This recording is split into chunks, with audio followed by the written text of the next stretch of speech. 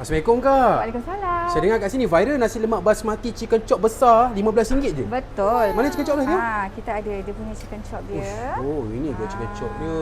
Ini dia.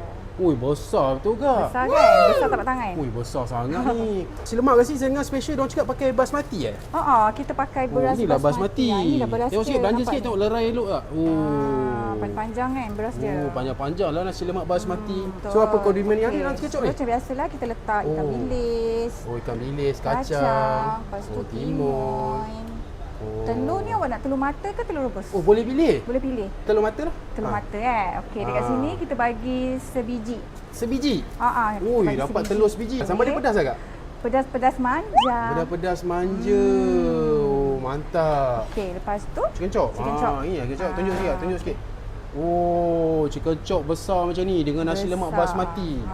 Tengok besar. Jahat. Apa yang hijau-hijau ni? Oh, yang ini.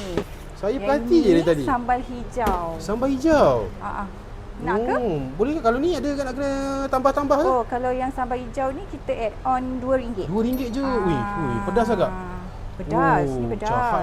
Saya selalu tengok.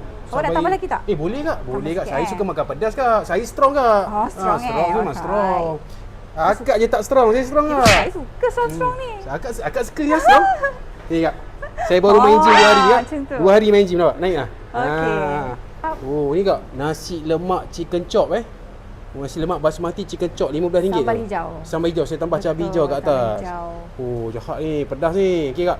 RM15 campur ni RM20 tu RM17 lah. RM17. Mantap kak. Saya makan dulu kak. Okey. Terima kasih. Sama. Kak cantik lah kak. Thank you. Okey, right. Mantap. Nasi lemak chicken chop ada cabai hijau. Jahat